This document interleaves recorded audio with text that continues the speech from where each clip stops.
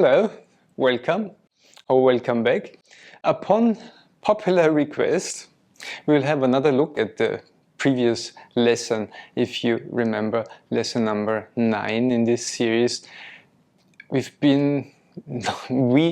I for sure not in this video, because I was just talking to my brother who was doing the movements. So today we will do it together, me and you. I invite you to join and we'll have a look at this lesson, which, if you have done it already, is lying on the front side, on the belly, and roll the pelvis a little bit left and right, and look over one shoulder, and then do the same thing with the knees bent. If you can remember these that's all that's to it.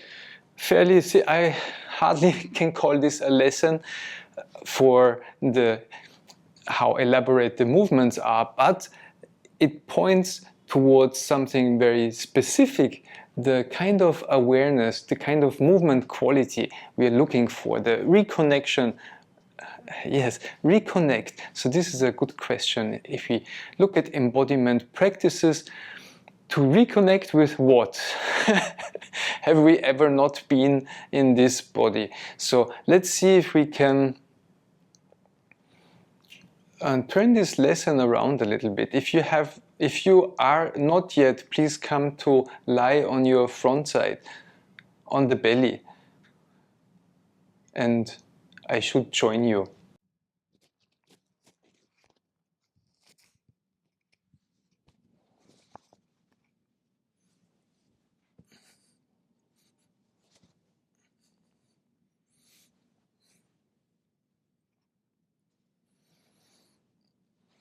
And place your head on the floor in front of you and turn it to a side, and place your arms wherever you want them to have, down or straight out or bent, or any way you find comfortable. And if you prefer to look straight ahead and not turn your head because it's not comfortable, there's people who never in their entire life sleep on their bellies. And I think it's an elimination of a very comfortable position. It's like we can sleep on the back, on the left side, on the right side, and on the front side, or sitting on a chair, but that's not a very popular one for me neither. But the front side, that's 25% of all possible basic positions. Why eliminate a quarter of what's possible just because the head cannot turn? So if you have difficulties turning your head on the floor, there's at least 20 videos on my channel which can help you, so please review those lessons. And so you have a favorite side, I hope. So we'll come back after having gone through these 20 lessons. Now you can turn your head to the side. So which side do you prefer? Can you feel that in your chest, in your pelvis, in your neck, of course, or on your nose? How do you feel which side? How do you even know which side is your preferred side, you're more comfortable, the side which you enjoy more? And just be on the floor and rest. And if anything at all, roll your pelvis a little bit to the left, which is the side where your left arm is, and to the right, which is the side where your right arm is in this situation. Or is it always? And see how you roll your pelvis. But how do we look? It's not like going to the fridge and opening the fridge and see if a carrot is inside. Yes, no, close the fridge. And then we know. This is not this kind of looking. What I mean is, how could you ever enjoy rolling your pelvis? As if you would be, as they say in martial arts, he is the sword, or be the water, like Bruce. Be formless, shapeless, like water. Now you put water into a cup. it becomes the cup. You put water into a bottle, it becomes the bottle. You put it in a teapot, it becomes the teapot. Now water can flow or it can crash. Be water, my friend. Be the rolling of the pelvis.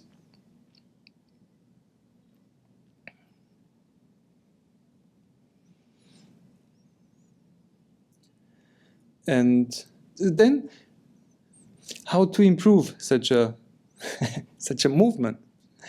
How to improve such a movement? And that's why we have so many other movements. When we do them, this little roll of the pelvis will improve. And maybe one more word before. Just rest. So this is a slow lesson. One more word. So when I was practicing this lesson the past, I haven't done much else than rolling my pelvis to the left and to the right and doing all these little variations, like bending the knees. You can bend the knees and just, so this is a lever. When you bend your knees and you move your lower legs a little bit, or your feet in through the air to the left and to the right, this is a lever. And I had this lesson called Do Your Hip Joints Connect Up? So that's another video where we work just with this movement, and where we don't even use this movement as a lever, but as a means to investigate into the world of sense and sensations and feelings, and how the hip joint connects up, hence the name of the lesson.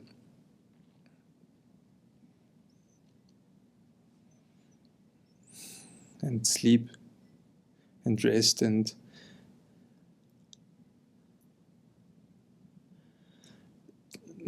if you watch parents talk to their children, you might hear once in a while the phrase "sit still" or "be more quiet, don't move that much." In Austria, I hear that, like when I'm on the beach and there's parents and children next to me, I hear it like at least 50 times an hour.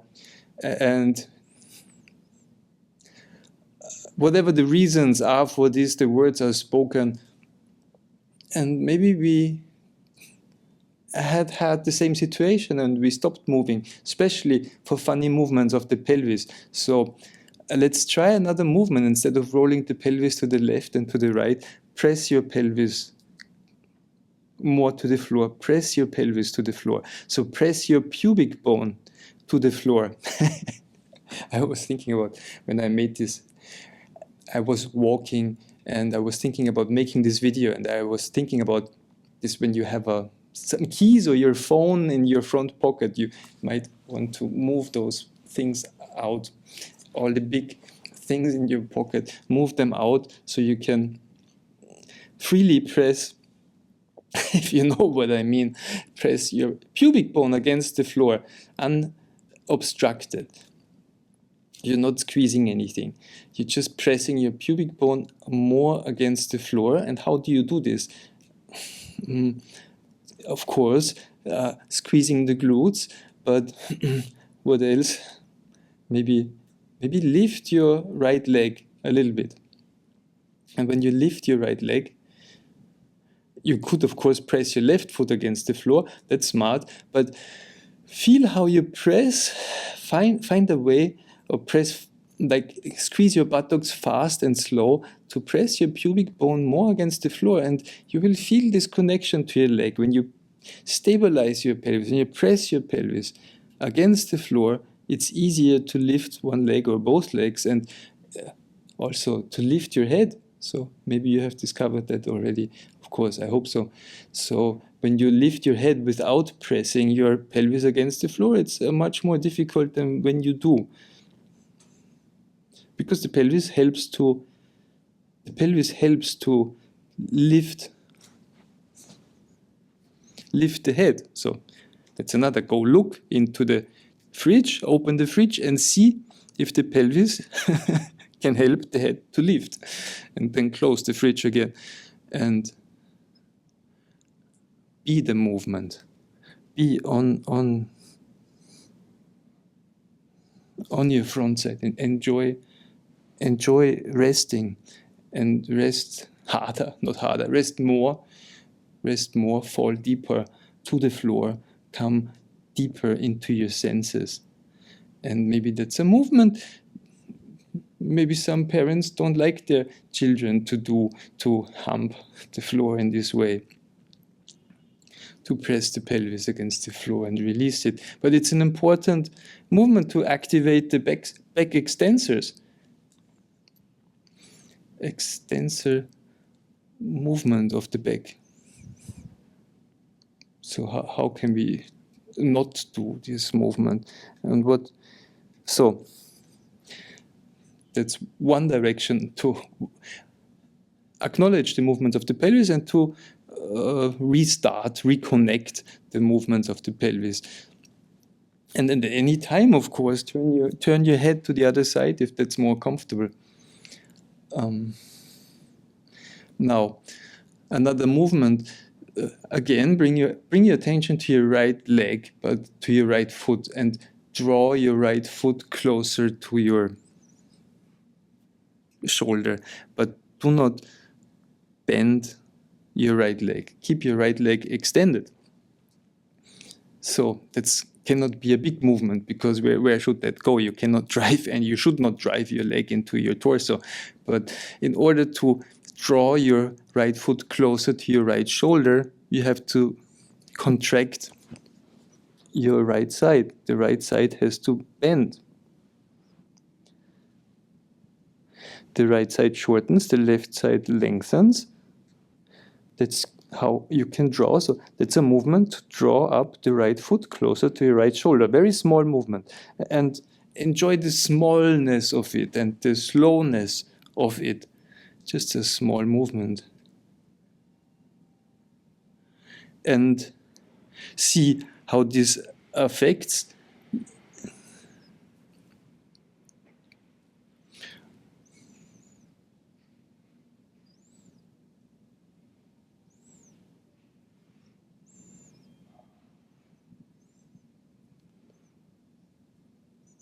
and see how this affects your neck and your head. So just if you draw up your right leg a little bit, so maybe you can feel this tension throughout your chest, and also with the left leg.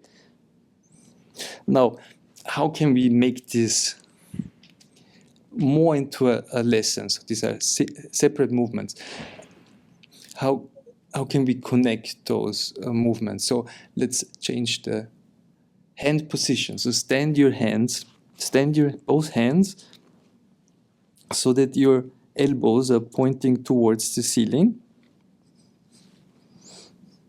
So they're standing with the least effort somewhere, and we enjoy being on the floor, to fall to the floor, even though we are already on the floor. And then move your attention to your right elbow. For example, it could be the left, but let's make it the right. So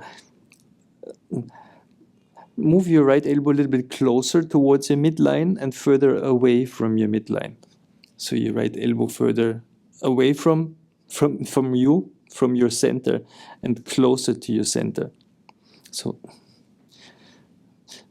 that's like a line further away and closer. We could split that up in the middle and closer and let go and closer and further away. Is that a curve or a straight line? And then bring the other line, bring your elbow closer to the floor. This is the direction towards your right foot, or the elbow closer to the ceiling. So it's up and down. Very three-dimensional. Cannot be more three-dimensional. Three-dimensional movement, up and down. And then, of course, circles to explore, or eggs. Where can you reach to with your right elbow? And open the fridge, close the fridge. If you do that too fast and too strongly, you will start to feel tired and painful, and then we know it. We outdid our capacity or our limit, we moved beyond what's easily available. So you need to rest and then have another attempt, and the next time don't overwork yourself.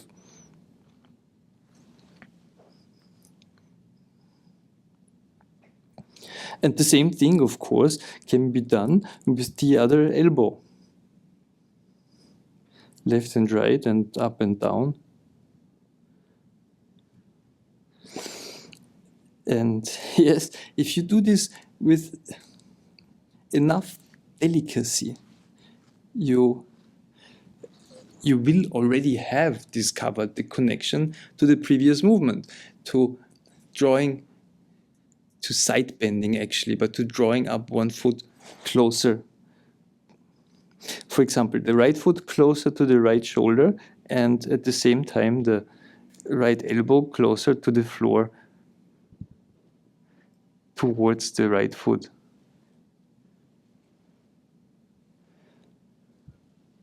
Or you draw your left foot closer to your left shoulder, and at the same time the left elbow closer to your left foot, all the while having the hand standing, of course. And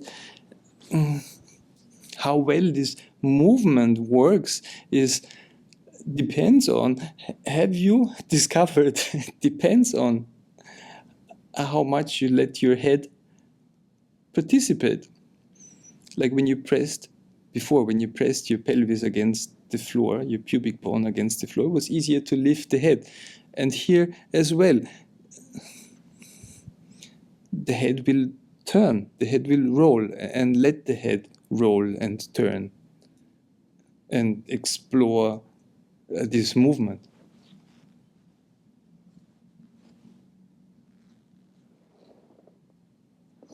So if you have a iconic landmark in the middle of your face, like I have, then you need to lift your head a little bit, not to hurt your architectural features. But if you have a small nose, a cute little nose, you can just roll over your nose, let the head roll. So stay safe and let the head roll together with this movement.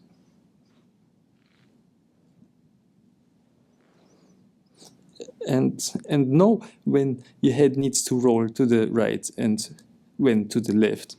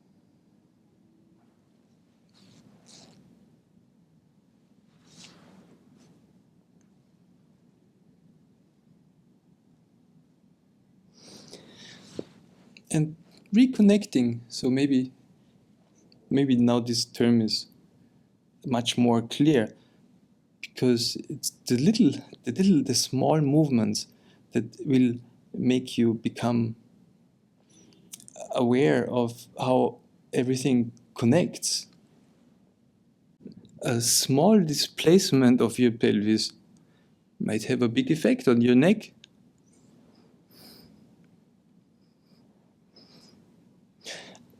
A little bit of a tightening of your neck might have a big effect on your pelvis, on the ability to move and roll your pelvis, side bend and lift your pelvis and depress and move your pelvis forward.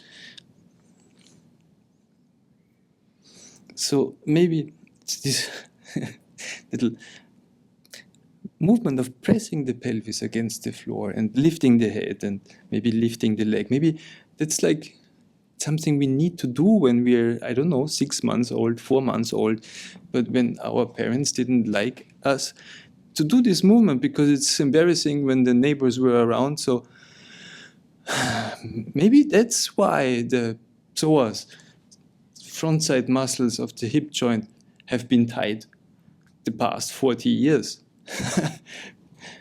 But now we are free. We can just do this and see how to lengthen the front side, how the movement of the pelvis connects to the movement of the head.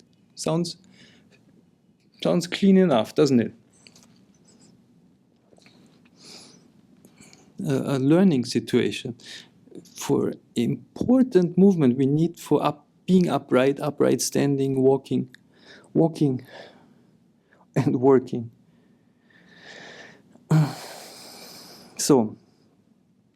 So then we return to the original movement. So please stand your both hands and bend both knees and then roll your pelvis a little bit to the left and a little bit to the right and see how easy and smooth that works. Or have your head turned to the right and turn your pelvis to the left and start to look over your right shoulder towards your feet.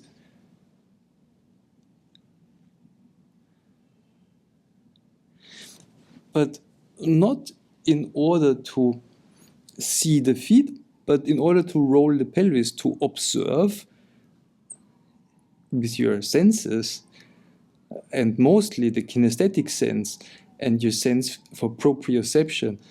Is that a sense?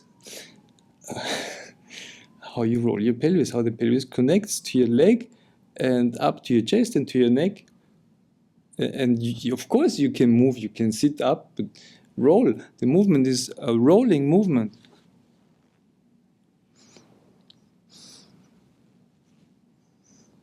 A rolling movement of the pelvis, right and left.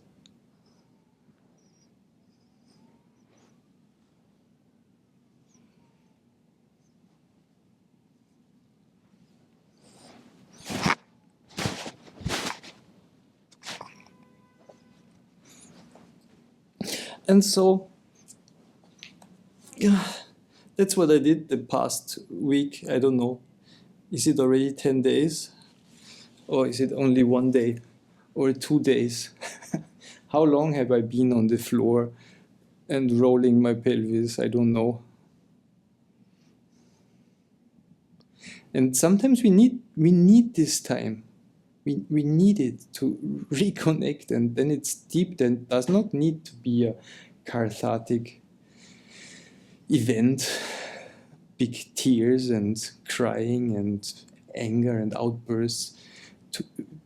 We don't need this to reconnect. We just need a little bit of movement to roll the pelvis a little bit left and right and feel the movement. And when we get up, it will be so much easier to stand up straight. It will be so much easier to turn the head, to walk,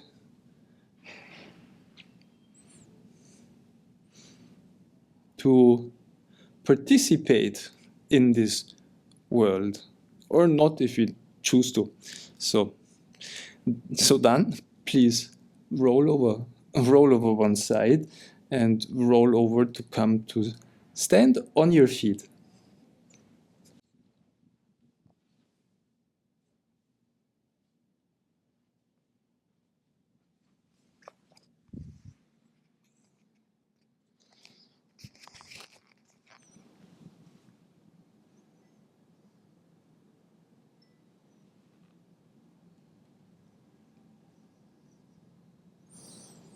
And try to keep this quality of looking, of exploration when you stand, of this quality of moving your pelvis, this very small, delicate, slow movements. And how would this connect if you remember your hands standing and your pelvis come up and then you roll your head? How would this movement work in standing? Without your hands standing, just your arms hanging. How do the movements of your pelvis in standing, and if you're facing the world, if you can move your head around freely, do the movements of your pelvis still work in this position? And can you make yourself feel better, more comfortable, smoother in standing as well as in lying down? So,